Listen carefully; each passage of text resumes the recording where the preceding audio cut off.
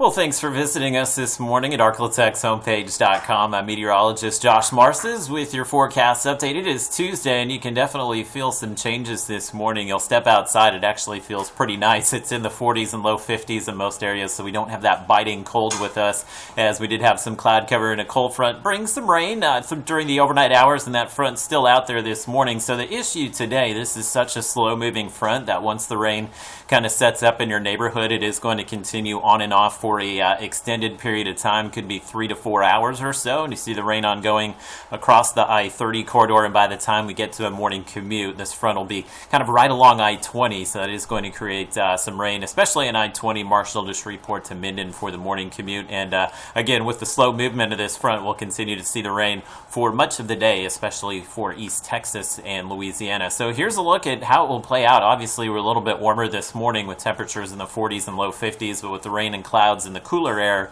arriving with this front, we're not going to see much of a temperature swing today, probably only a few degrees in most areas. So Shreveport today winding up in the mid-50s. Yesterday we were at 68 degrees, so it is a pretty significant temperature drop from yesterday, but overall, again, not going to feel too cold out there. Should be pretty manageable conditions overall for January. You can see the front is just south of Interstate 30, as we still have the south wind in Shreveport, but eventually the winds will turn to the north here, and that's what's kind of pushing the cooler air into the region. So the majority of us today will cool into the 50s, but with the front kind of stalling out near DeSoto Parish today, out ahead of the front in Sabine and Natchitoches parishes, very well could maybe push the upper 60s in Center, Manny, as well as Natchitoches. So here's a look at Futurecast. It is lining up very well with where the rain is this morning. Of course, we like to see that. We can put a little stock into what it's showing us a little bit later in the morning. There's 9 a.m., so the morning commute, we know it will be a messy one for you folks on I-20. Notice the front really starts to stall out here, so it is quite possible we'll still be stuck in the rain in Shreveport through the early and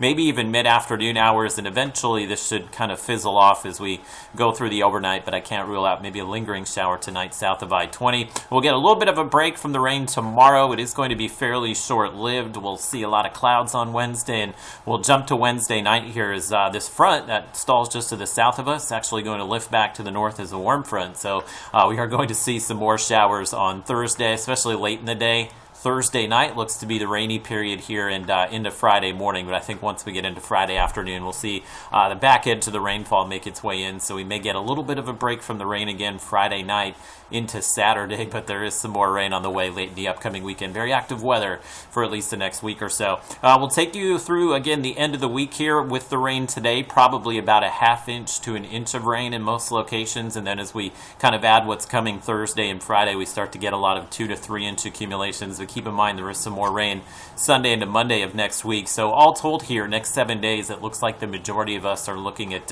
maybe what will be 2 to 4 inches of rain, maybe isolated higher amounts. And again, this would probably cause some maybe flash flooding issues, especially late in the weekend.